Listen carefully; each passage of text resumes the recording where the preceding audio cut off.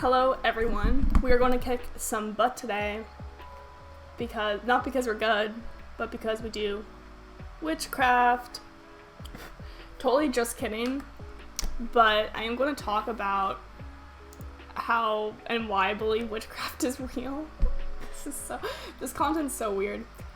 Honestly, I think it's all kind of stupid, but I'm not going to pretend that nothing exists. Because I totally think that ghosts and paranormal activity and spirits, I totally believe in that stuff.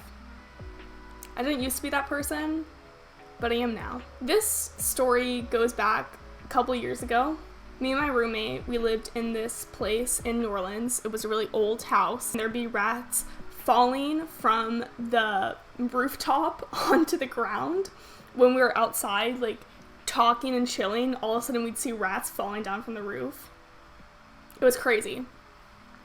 Anyway, well, we hit this point in our lives we were like, we want to do some witchcraft on some men, because I think that's relatable, right?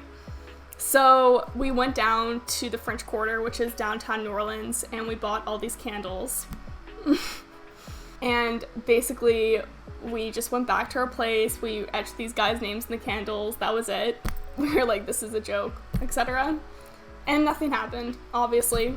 Nothing changed. In fact, those dating scenarios didn't work out. We're like, oh, witchcraft is stupid. We went to this other place, I can't remember why, I think we just really liked the aesthetic of candles and incense. So we went to this other place that actually was also a voodoo store.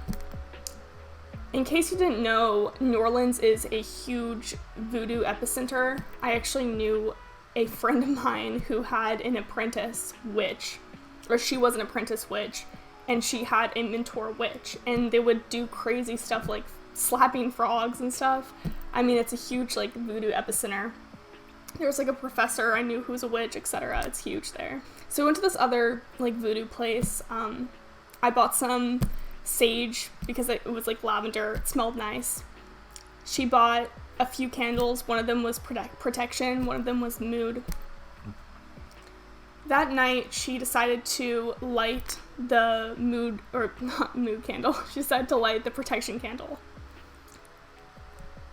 So the next day, she comes into my room and she's like, oh, what did you do with the protection candle? And I'm like, what are you talking about? She was like, well, I lit it last night and I don't know where it is. And I was like, oh, well, maybe your cat knocked it over.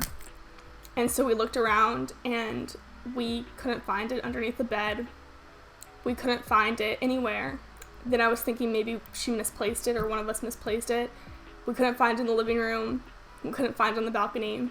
This candle was nowhere to be seen. And it wasn't just one of those candles where, you know, maybe she lit it and it just burnt down to the base and that's why it disappeared. No, it was a candle in a glass base. This is the crazy part. So we looked it up and apparently this happens a lot. Candles go missing and so you have to replace them. We replaced it immediately and everything's fine. But I just think that stuff's just pretty insane. I don't know how much I believe in it. Maybe it was like a ghost or spirit. Maybe it was God being like, don't do that stuff. I didn't imagine doing that long term. I don't really know. This is kind of random. I guess this should be just like I'm still trying to figure out what to talk about on this channel. Trying to figure out my style. Anyway, I'm gonna peace out. Bye, guys.